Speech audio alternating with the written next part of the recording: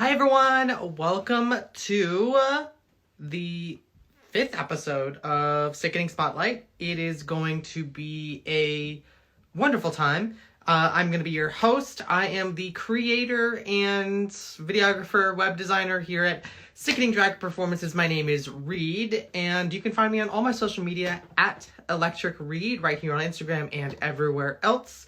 So with that being said, let's go ahead and get started by welcoming our guest today, Discord Addams. She is from the lovely Addams family, and her super unique style of drag is absolutely fantastical.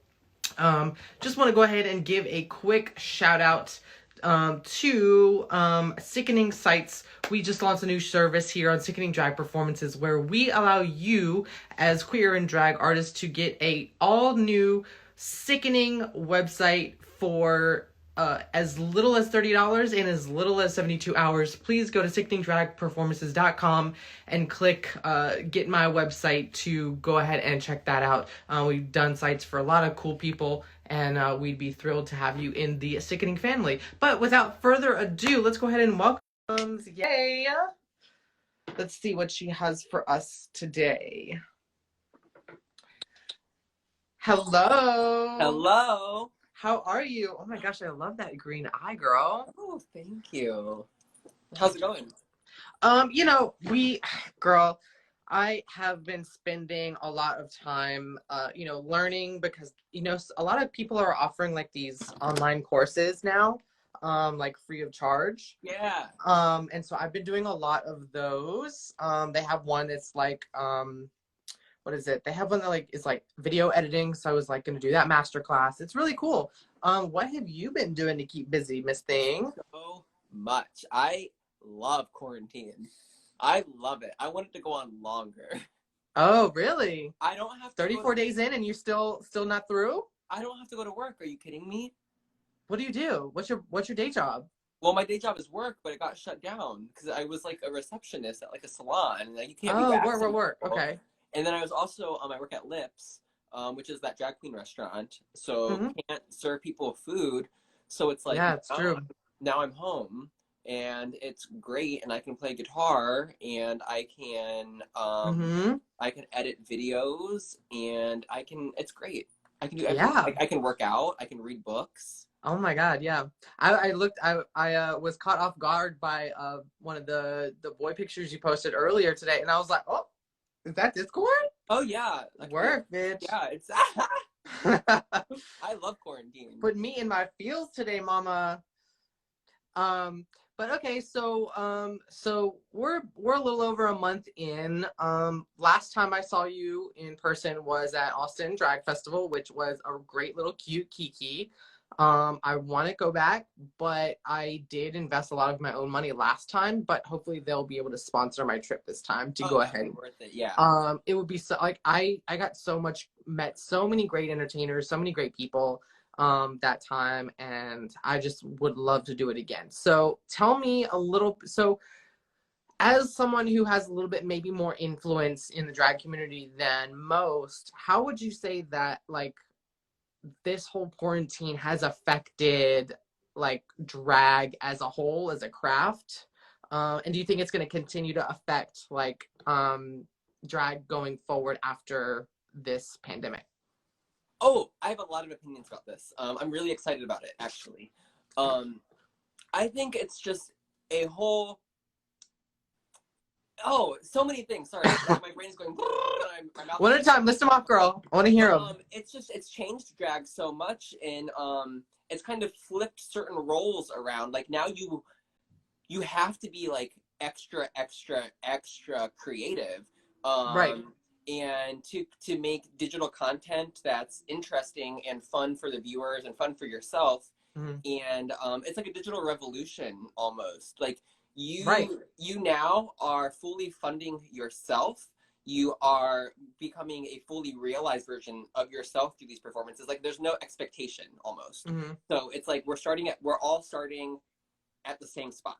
You know, in my opinion, with this digital landscape, there shouldn't be anyone with clout that's here versus here, that's here. Like, there should be none of that. Like, we're Right. all equal and we're all on the same playing field. We're All all trying to get art out there. Yeah. land together. And we're learning how these live shows are going. We're going to learn how these digital shows are going to go.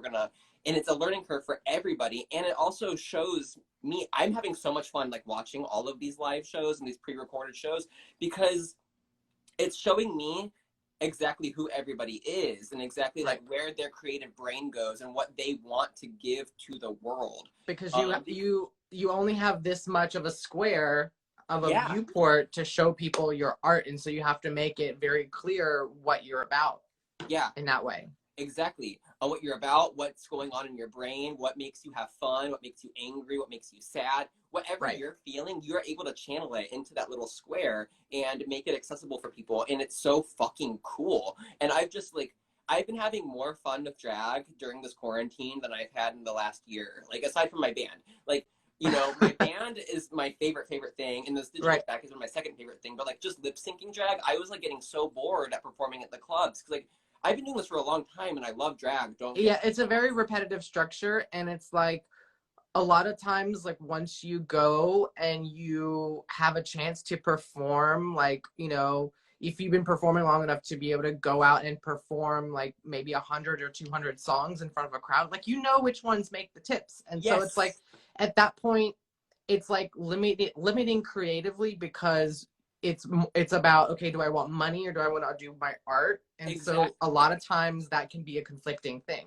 And it changes from club to club to venue to venue. So it's like, you have to take into consideration, like, who is the audience at this venue? Who is the audience at this venue? What are they going to want to see? What are they going to want to like? But like, now my audience is the internet. And so the internet is so wide and so vast that I can fully do what is 100% me. And the person who likes that will find it. Exactly. And they will enjoy it. And it can be a whole new audience that's ever seen me before. And it's been a very liberating experience. And I've, you know, been diving deep into figuring out how to video edit, and it's just been so fun. Yeah. What software are you currently on? I'm curious. What? What software are you using to video edit now? Oh, it's called Filmora. Okay. I found an illegal torrent of it, so I didn't have to pay for it. Work, bitch. Come on, Miss Vidget. Say hello to your sister. Miss Gidget's watching us. So yeah, I started off with Adobe Premiere, and then I switched over to Final Cut because Adobe has an expensive like subscription. And I haven't been able to find the illegal crack of Adobe yet. I used to have it, and I think the last one I had was CS6, but now that it's Creative Cloud, it's like, it's not a thing. So I mean, yeah, I switched over to Final Cut because it's like a one-time fee, and then you have it. Oh yeah. So that's kind of what I've been using to edit all my contents and stuff. It's fun. It's a slight learning curve, but it's got literally all the tools you need, and there's a bunch of free add-ons. It's kind of like the Google Chrome of video editing. iMovie, and I refuse. iMovie is the devil. Because like everyone can tell when you use iMovie. I can't even use it. I don't understand why. I have Apple software and I can't even fucking use iMovie. It doesn't ever work. But like Filmora is almost exactly like GarageBand. And so it's like, it like translates so easy for me. Okay. Yeah. So, okay. Tell me about this. This hair looks like you just did it yesterday, to be honest. And I love it. Oh, thank you. I did it like a month ago. She just she's sturdy. She's been airing out. Okay. So how are you spending your days in quarantine doing, like, are you spending each day doing like a mixture of things? Are you like, how are you allotting your time? Are you planning out, or are you just kind of like, oh, I feel like I want to do some hair today. I feel like I want to do some video content. Like, how do you approach the alone time? I have like 3 to 4 things that I'm only focusing on, and I just rearrange. It's like a roll of the dice which one I'm gonna like do first that day. Right. So I've basically been spending my time practicing guitar because I want to come out of this like 100 times better than I am now. Working out because I never had time to do that before. So it's like, well, why not? I'm stuck at home. and then these digital drag shows, and then Animal Crossings. Oh, Animal Crossing. I refuse. That's such an I feel like I'm not an addictive person, but I feel like that would It's really get so me fun. good. I can go visit my friends in their little cute little islands because I can't hang out with them here. So Okay, so what in our industry do you think that it's hurting the people who aren't on social media? Like, for example, maybe the more experienced queens that don't feel like the need for social media. Like, I mean, there's classically the more, I guess, the more older entertainers in our that's industry. definitely possible. I've noticed that in Chicago, that those girls who have been around for forever, they're just adapting to it and they're embracing it. I can't speak for the whole country, obviously, but around here, I've noticed a lot of the more seasoned performers who weren't like huge social media stars. They're still embracing this digital format, and they're navigating Right. their way through it, which is it's just so cool. Yeah. It's so cool to see. Okay. Okay, so how many virtual shows have you done during quarantine? I'm very curious. I've done so far 2 of the pre-recorded ones where you just send in like an edited Uh-huh. tape. And I've done like 2 live ones, but I have a few more lined up throughout the month, which I'm Okay. excited about. I've got Drag Matinee on Saturday, which has just now Okay. to Twitch. Oh yeah, by the way, where other than Instagram can everyone find you? I'm on Facebook, I'm on Twitter, I'm on Instagram. Go ahead. It's all Discord Addams. It's on Venmo, it's on PayPal. Work, bitch, work. Okay, so name a couple of your favorite performance pieces that you own? Well, Like digitally, the favorite items of drag. all my favorite items of drag. Well, this wig. Obviously, bitch, it's stunning. I can't even show you how like big she is right now. She's yeah, I got this other jacket. I'll show you. It's my favorite. No, we'll do the devil one. Come on, she's right here. Ah, she's too heavy. But we have this bitch. lovely jacket. I don't know. You can't really show it off. It looks like you walked through a jewelry store with a magnet. Yeah, it's like if the devil were in Vogue magazine. Okay. Like, Yes. We have this hand. We have a little snake. This is very like futuristic Dior to me. Futuristic Dior? Yeah. Oh, I can't hang her back up. I'm just gonna sit her here for now. My face. I don't know. That's my favorite part of all the drag. Okay. Yeah. Mm-hmm. I could agree. So where do you want to you have, I guess, a little bit more ability to go places, I guess, because of maybe being more of an influencer online. Where do you see your drag going? Do you have a goal? Do you want to be a drag musician? Do you want to be how do you want to expand? So the band, so Dame Judy, it's me and Kat Sass. Mm-hmm. And we have a bassist as well. We're gonna have a drummer soon. But yeah, I'm tired of lip syncing other people's music. Which, don't get me wrong, is really cool and really fun. But now that I've been doing this for upwards of 10 years, it's music is my influence. Rock music has been my influence from day one. Steven Tyler, Mick Jagger, Alice Cooper, those are my drag influences. And everything I do is so music based. So now it just makes sense that girl, you gotta create your own music. You have to say what the fuck you have want to have your own voice instead of recycling things that other people have said. Because I've been doing that long enough, and there's a time and a place for that. But as an artist, I just think that drag itself has evolved so much, and there's no limitations to it anymore. And there used to be. Even you watch seasons 1 through 4 of Drag Race, and that was Logo, and it had its own specific little bubble, and now that bubble has popped and expanded. And you're seeing drag queens on Netflix, drag queens in movies, drag queens being featured in music videos of popular artists. So there's no limit of what we can accomplish, and I don't think there's anything different in what I'm doing than what like Motley Crue was doing, or Okay, yeah. you know, like I'm wearing just as much makeup as Bret Michaels and Poison, you know. So it's like now it's about time we just bring rock and roll back to like the forefront. So I think that drag queens are the modern day rock stars. Okay. We're the ones saying what we want to say, and we're the ones pushing past the mainstream. And the mainstream has had such a lockdown on rock music, and you know, making us believe that like fucking Nickelback and Imagine Dragons are rock stars, and like they're not. They're just pop stars with guitars. Right. So Yeah. it's like it's time for like me and Kat to rise to the top and create music and create things that we just want to put out to the entire world. And I'm just so excited about it. We've been working really hard we've been writing original music actually and recording that. And Okay. so we're really, really excited to eventually deliver that to everyone. Okay. Well, if you guys if you guys want your music video on our channel, we'd be happy to have you. But once we get you guys are based where? Chicago. Chicago? Okay. Yeah. I was like, I met Kat Sass in San Francisco.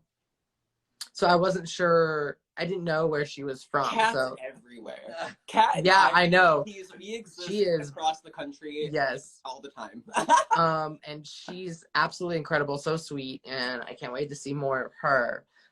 So you want to go more into music. So I mean, I have a similar thought process on like the whole lip syncing thing. Like I definitely don't have anything like super against it, but at the same time, you know, I think it's kind of an appropriated culture in the mainstream to expect a drag queen to be lip syncing and not anything else. So and I think that we're pushing past that finally.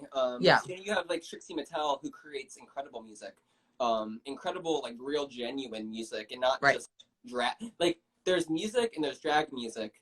And there's a time and a place for both, like don't get me wrong, but like Trixie's isn't just like click clack, you know, paint my nails, like throw on some heels, like we're going to the club music. It's like it's real. And I really appreciate that about her music, and I think that she's pushing boundaries as well, and is such a good, you know, it's incredible to watch somebody who sucked at a TV show become the most popular person from that TV show. Right. And I definitely think I've seen a lot of queens have a lot of different skill sets that they do on stage. Like I've seen queens and kings and other queer artists, you know, be ventriloquists. That's their act. Yes. Or be like they paint portraits while they're on stage doing a number. Or like they do a pole number. Drag queens are easily the most talented people on the planet. Like, question: did you watch any of like yesterday's Together at Home bullshit that Gaga had put on? That Gaga had put on. Yeah. I caught a good amount of it. Yeah.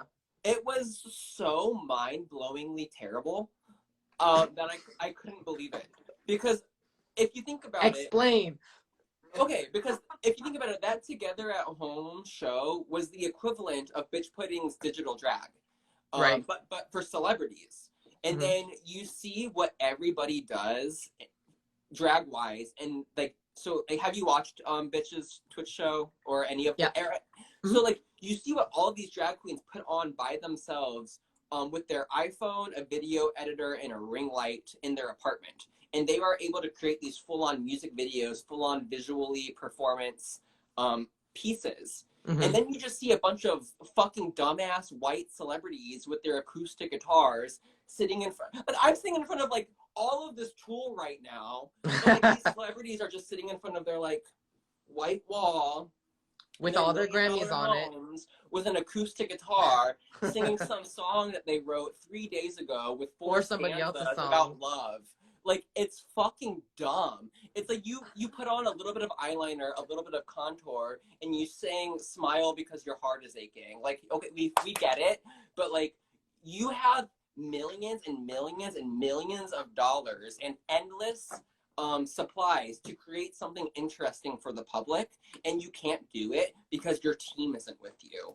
So that says to me that, like, we need to, with this pandemic, we need to dismantle celebrity idolization, and we Mm-hmm. need to disable capitalism idolization, because the two are failing us and the two are fucking garbage. Like, celebrities are clearly not talented unless they have 100 people telling them exactly what to do, whereas drag queens have one person telling them what to do, and it's themselves, and they're able to put something together that is infinitely more interesting than anything that any of these celebrities have done so far in this pandemic. And I feel like Right. we're learning how useless celebrities are. Like, the coolest thing that Gaga did was, good, you raised $100 million.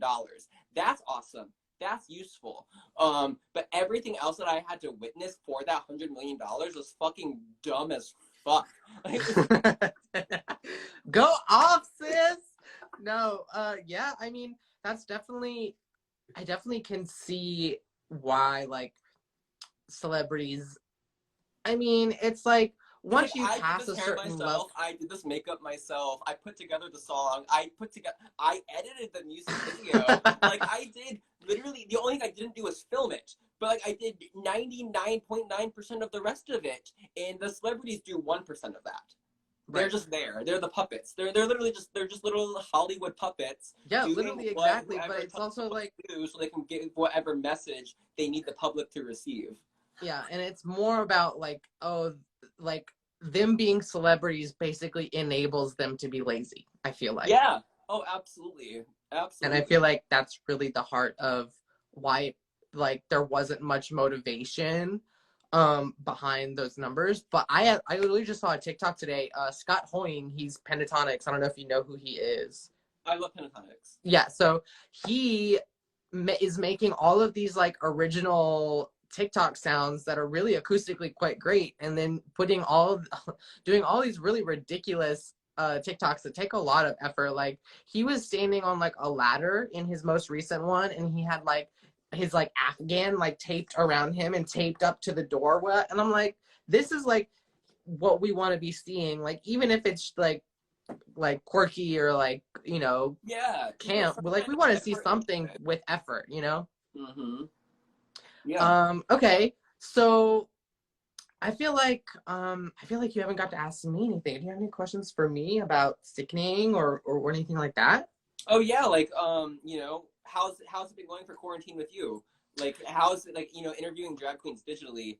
That's definitely a departure from getting to go to the festivals and Right. And I haven't been able to get to any shows in person since it started, obviously. And to be frank, this I said this in the last interview, but this is the first time that my face is being directly shown on the Sickening Drag Performances platform. I kind of starting the platform off, I kind of intentionally left my face out of it Mhm. and to create like a brand. And so this is very like pretty much the first time in 5 years of doing all of this drag work and videography and all that stuff that I'm being shown on the platform, if that makes sense. So that was a little bit different for me, but I realized if I don't do drag enough to be claiming any sort of right to do drag. Like, I Everybody has can the do right. drag. Everybody has the right to do drag. Everybody. I don't. Everybody. Yeah, I get There's you, but no. like There's no I like. don't do drag enough to like come on here 3 times a week and be like, hey, like, I'm Miss LED sickening drag. Like, Why no, it's not? just Why not? There's I no. pref- There's no I prefer to sit rules. in front of my computers and edit videos Okay, that's fair. I'm just saying, like, no instead one. of sitting in front of the mirror doing makeup. But, Like, like, just know that you do have the right to do that if that is what you want to do. right, There's no amount of numbers that, like, or followers or likes or what the fuck ever. There's nothing that says, okay, you now officially have the right to do this. You do. You just have the right to do it. right, okay, freedom of speech, bitch. Freedom of Um, art. Like, what? There's nobody to tell you no. There's no yeah, one. And if somebody's telling you no, guess what? There are literally 50 other people that are going to tell you yes. And so right, you never need to listen to whoever. The one thing that I've learned, I've been doing drag for 9 years. Never listen to the people telling you no, because just because there's always 100 people who are going to say yes. they're the ones that Like, you're gonna get no, to prove there's wrong. not one drag queen who is for everyone. Right. And if they are, then they're doing something wrong. you need to piss X amount of people off, and you need to make X amount of people happy. But ultimately, you just need to be happy, and you need to be excited about what you're doing. So fuck anybody who's ever telling you no, or ever giving you any grief about any of it. It's just nonsense, static noise. Like, go away. Okay, like, instead of telling me no, just go find the person you like and get out of my way and mind your own fucking business. So yeah, I've been doing these interviews, kind of exposing myself on the platform. I've also been getting through a lot of archival content that's never been posted to YouTube. Currently, we have like 12 or 1,300 videos on the YouTube channel. That's awesome. 12 or 1,300 individual drag performances.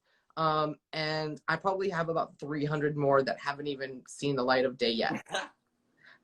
So I'm getting through those, and gonna start posting those here soon, just because, you know, the world needs content right now. The world does need content right now. And so far, I have been kind of working on my like other professional life. I do theatrical lighting and stagecraft work.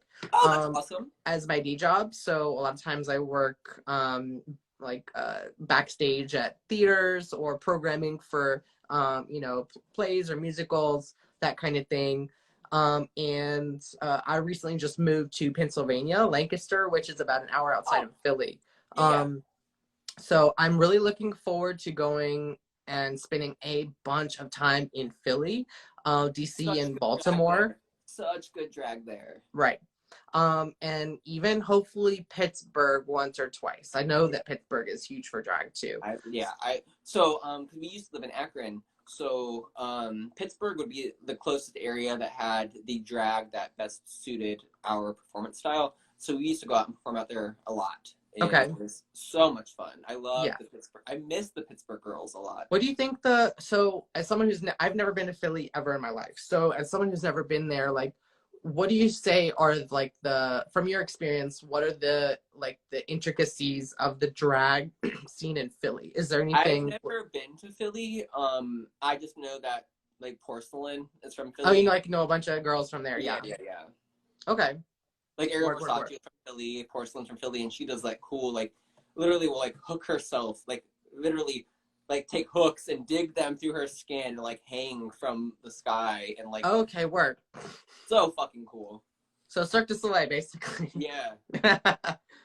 Okay, so yeah, that's basically what I've been doing, taking care of a bunch of other stuff behind the scenes. I've been really pushing the whole website thing as something, because I do believe that a website is something that should be accessible, affordable, and easy, especially for drag entertainers. So that's kind of something I've been doing. Our whole punchline is get a website in 72 hours for less than your last Uber Eats order. That's our whole tagline. Love that. So hopefully I can get you on board. Yeah. But yeah, that's basically what. And it makes so much sense now, like that I'm trying to or we were all trying to push out so much like digital content. So to like have like one space where like all of those types of videos you can express your art. Exist. Yeah, it's perfect. Yeah. Yeah, so I think that's pretty much all I have. I'm just looking at my list of questions that I have. Yeah, ask me anything. I have a lot to say about every topic. Okay. Do you have a preference? Like, shy of opinions. If you wanted to go on a show, which one would you go on? Okay, so that's a tricky question. Because I have a lot of opinions about that. It used to be a hard drag race, like easily. Like it was very easily, like I would have never wavered from my opinion that I wanted to be on Drag Race. Because I think it would be fun. I think it would not be that hard. I think that I would excel at a lot of those challenges.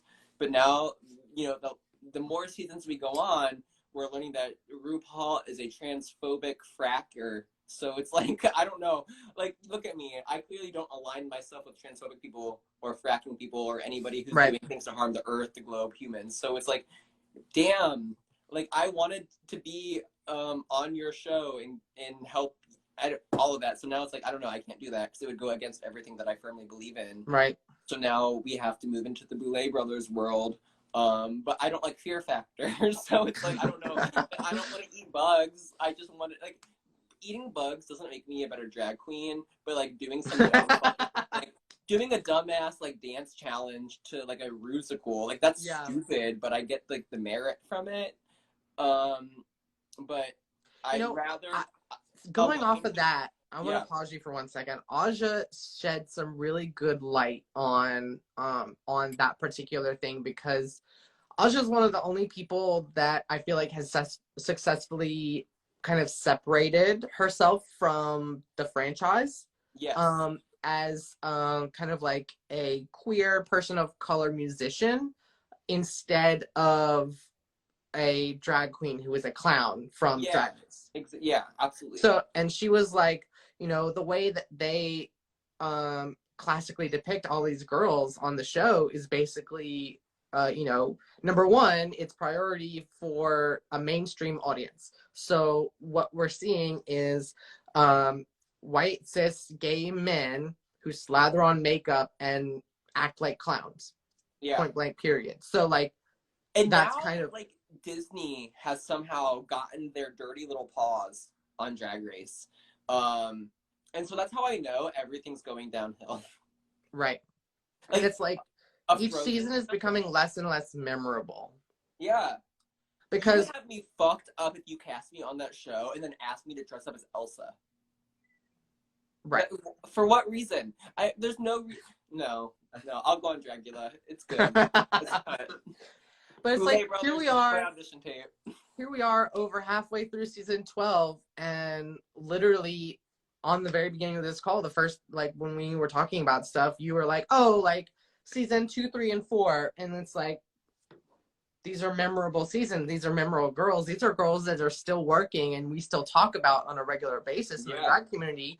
Whereas, like, for example, you know, Honey Davenport, season 11, or, you know, going through and seeing these queens that are like 9, 10, 11 are maybe not, you know, you can't draw them up out of your memory as quickly, you know? Yeah, and I don't blame those drag queens for that, though. No, I don't absolutely think it's not. The girls. I think it's the Disneyfication of drag through VH1 and through like mainstream programming, where they have an agenda to push, an agenda to make everybody believe and to see. So it's not about the art anymore, and it's more so about the drama, or about the prettiness, or about like, oh, skinny, white, pretty girl, she is very easily accessible to the mainstream American public. So we need to make her the forefront of the television screen instead of somebody who might have a little bit more talent than that.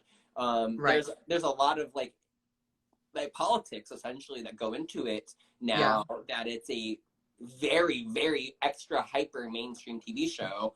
And then you have RuPaul, who say like, drag will never be mainstream, but it's like you have a literal like fracking farm on your property, and you are the prime time of VH1. So like literally like fuck you, dude. And you still refuse to cast trans artists who paved the way for drag, and who like you have Sarah Andrews, and you have Aurora Sexton, or you have like biological females, you have like Kat Sass, like people who would just run circles around so many of the cast members today that they like Rue refuses to cast because of whatever like gentrified beliefs that he has. I think that's the next step in drag competition series, just in general, is where we see a continued expansion further than Dragula into even more minorities in the drag artist community, like you know, AFAB or whatever that may be, or just a competition show that is for queer artists in general, like, you know, that sort of thing. I feel like that's something I want to see in the near future, and if it isn't done in the next 5 years, I'm probably going to do it. Mark my words. There needs to be a, like, you know, you have Drag Race right here, and you have like Dragula right here, and there needs to be like a middle show. Right. I agree. They're both like representing very opposite things, but there's definitely a middle space for other opportunities. Right. There's a void. Yeah. Has Dragula already filmed season 4? I have no idea. Okay. Let me text the Boolish real quick. I don't. Yeah, like Reddit the fuck out of that. Okay. So Maxie, you're in here. Maxie, have they filmed the new season? Have they told you? Okay, so we know you would like Dragula. What do you think Which is a new development, because like if you would have asked me like literally 7 months ago, I would have told you that I would never apply for Dragula. So this is a brand new development on my end. Breaking news here on Sickening Drag Performances. Yeah, for real. So okay, let me think. Yeah, that's a ask good me some hard-hitting questions. Yeah, bitch, I'm trying to ask all the good questions. They don't call it Sickening Spotlight for no reason. Exactly. Yeah, fun fact, I do have a trademark on the word sickening. So, don't come for me. Okay, so let's see here. What kind of so how many different drag competitions do they have in Chicago? Oh, I got opinions about that too. Okay, so there's one that's like, in my opinion, the most genuine. So we've got Crash Landing, which I think is a pioneer in drag competing. Like there are competition shows all over the country that actually model themselves after drag. Crash Landing, which was started by Nico and Tranica, or T-Rex now, which is an awesome competition. It allows people to create what they want, and then if they win, you know, they win an incredible package. They get to perform all over the bars in Chicago, and that's been going on for like a long, like years, like a long time. And now, because we have drag shows popping up literally like left and right in Chicago, like literally throw a rock and you will find a drag show on any day of the week. Which is cool. Like, it's awesome that there's that many drag queens, that many people who want to give their art to the world. But also what I've noticed is there's a bunch of drag competitions popping up, which to me, what drag competition says now is, oh, please come perform for free for no pay. Right. Which is not okay. For a chance to have an awesome opportunity in the Chicago drag scene. So, okay, wait. I have a question for you. Yeah. Off that. So what do you think? I think there is a certain validity to certain establishments basically asking entertainers to work for tips, but I believe that I don't know if there is a line or if there's a definitive way. I think there's a line. There's definitely, I think there's a line where you should start wanting to be paid for your craft. There's a middle. Okay. You know, again, having started out as a baby queen, there was definitely a time where I deserved tip money and tip money only. You know, I deserved the exposure. Like, I think that there are shows in Chicago that give, I think there's a difference between an open stage and I need to fill a like slot. A cast member show. Yes. So like open stage is amazing. That's great because we have open stages in comedy venues. We have open stages in karaoke. We have open stages in music. Open stage makes sense to me. It's like, hey, you're just starting out this craft. I have this setting for you that already has an established audience. So come sign up for my show if this is right for you. And perform, and you will be guaranteed a lot of tips and a lot of exposure and a chance to give your art to the world. I think that's awesome and that's incredible and that's beautiful. We have Goddess here in Chicago, which is, I think, the best show in all of Chicago. And that's, again, ran by Kat Sass, and she's fucking incredible, and her show gives a She's in here right now. Say hi, Kat Sass. Hi. Oh, Kat's in here? Yes. I love her so much. And I think when you're in the audience at Goddess, the only thing that you feel is love and understanding, and that like everybody in that venue is there for art and there to be very excited about the art they're about to watch.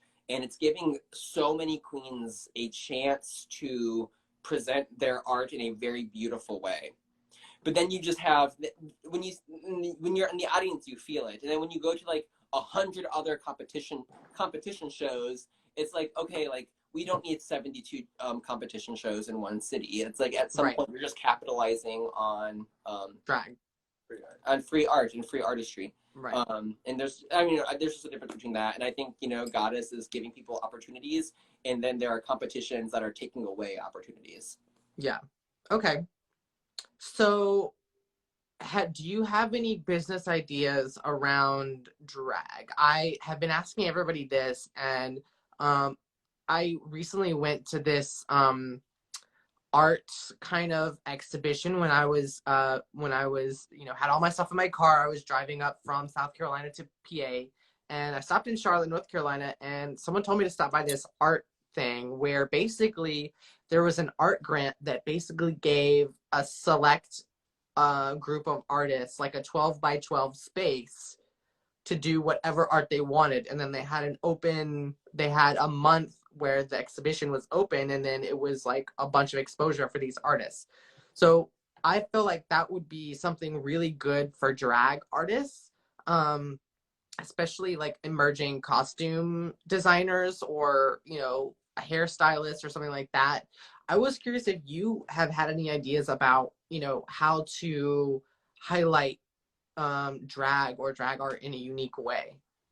I think it's all about looking inside of yourself and finding what makes you uniquely you, Mm-hmm. and what sets you apart from the other people.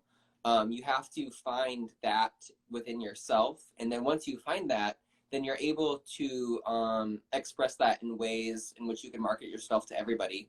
And you know, if you think about like all of the drag queens, or not even just drag queens, but like just artists, music artists, movie stars, painters, like anyway, like the people that you can name, the top 5 off the top of your head, they are you. There's definitely something that's very makes them uniquely them. Right. And what makes them the best out of their craft. So like I don't have any like specific like, oh, you should go out and do this and then you will be this. It's more like find what makes you the best you that you are. Mm-hmm. And when you find that and you actually believe it to like your truest ability, then it just radiates out of you. Right. And then people notice that. When you're being 100% true to yourself, everybody in the audience knows. Even whether you're performing something that like they don't know or something that they've heard 1,000 times, as long as it's like 100% authentic to you, then everybody around you sees that and they feel it and they resonate with you and they vibe with you and they want you to succeed. And that's the only like advice to success that I've found is that Mm-hmm. as long as I don't deviate from what I believe, then I continue to rise. Right. Okay. So next thing is like if you're on cast at a bar, let's say it's a notable bar, Roscoe's, Hamburger Mary's, Lips, whatever it may be, and you're being basically paid whatever booking fee it is to come and perform. Do you think there's a certain amount, like usually to my knowledge, like I've not privy to most of these conversations, but to my knowledge, like basically when they do your booking fee, like you are given your own ability to basically do whatever number or song that or kind of performance that you want. So do you think there's a certain expectation from the bar's perspective that you're going to bring something that people are going to like, or do you think the bars are like more just reliant on your creativity and are going to be fine no matter what you bring? I think it varies bar to bar. Okay. So like for example, like Lips is it's a franchise. No, it's not a franchise, but like it's they've got locations across the country. Right. So it's run very specifically. They have a certain expectation and a certain idea of what they want. It's like, yeah, it's like dinner theater. Right. So you know, it's like you are performing Lady Gaga and you are doing one of these 4 songs. Right. Because this is for the general public and you have to do what people are going to know. Sure. And there's value to that for sure. Like I think of Lips as a job as opposed to Lips as my art. And Sure. there's Okay. a place for both. And so like Lips, they have an expectation and I do that and it goes over very well. Whereas I've noticed bars, especially like out of state bars, if I'm getting booked out of the state, they're familiar with my art and they just expect me to do what I do. And they expect that whatever I do is going to be conducive for the audience. Sure. Okay. And then when I'm booked locally, that's more again, I'm just, because I know bar to bar what kind of audience it is, what they expect, what they react to. As a professional, I just adjust what I'm going to do to still be true to me while still compromising. Making it a satisfactory experience for the viewer. Exactly. Yeah. I can still be me while still finding what everybody is still going to enjoy. Right. Whereas digitally, I can kind of step away from that and be 100%, like 1000% me in understanding that somebody will find that, because I'm not catering to one specific audience anymore. Do you have any regular gigs in Chicago currently or before the whole, you know? Yeah, I performed at Drag Matinee like every other month. Me and Gidget have a Warped Tour pop punk themed show at Scarlet that we did every month. Okay. And Goddess, Kat and I have integrated doing Dame Judy there monthly. Word. So it's just in Chicago. There's no like, you're not searching for work, like it's there. Right. Okay. Well, yeah, I don't know if I have any more questions. You run me dry, girl. Yeah, once you get me going, it's really hard to shut me up, and I apologize. Oh, no worries. Absolutely. It's making for great TV, girl. So I don't know if you know, but we do repost these on our YouTube channel. So that will be super sickening for the people who didn't get to see it today. So like we said, can find you everywhere. Discord Addams, pretty much, correct? Yeah, absolutely. And then your Venmo and Cash App, Discord Addams. Oh yeah. All right, perfect. We love consistency. So yeah, thank you so much for coming in and being a part of Sickening Spotlight. It's been super amazing talking to you. You better take some really bomb ass pics with this look on. I'm looking forward to seeing them. And I'm actually going to release your performance at Awesome Drag Festival tomorrow as well with this interview. So everyone look out for that. It's going to be super sickening. But yeah, Discord, thank you so much for coming. And I look forward to seeing more and hearing more from you, and definitely collabing more in the future. Thank you so much. It was so fun talking to you. Yeah, absolutely. Have a wonderful rest of your evening. Thank you so much. Bye. Bye. Yay, everyone. Thank you so much for watching this week's Sickening Spotlight. I'm your host, Reid. I'm the creator, videographer, web designer here at Sickening Drag Performances. You can follow Sickening Drag Performances here on Instagram, as well as our other platforms, YouTube and Facebook at Sickening Drag Performances. You can also follow us on Byte app and TikTok at Sickening Drag Queens. If you feel so inclined to tip us, you can do so on Venmo at Sickening Drag Performances. And PayPal. Just look us up, hit us up, do me, do them, do whatever you do. Once again, my name's Reid. I'm your host. You can find me on all social media at Electric Reid. Please do show us some love on the 1,200 amazing drag performance videos over on our YouTube channel. We do a bunch of giveaways, a bunch of really cool drag content, and we also build websites. I'm a web designer, and I have a really big passion for creating awesome websites for queer and drag artists alike. So if you are a queer or drag artist of any kind and you need a website and you don't want to lift a finger and you don't have a budget, please hit us up.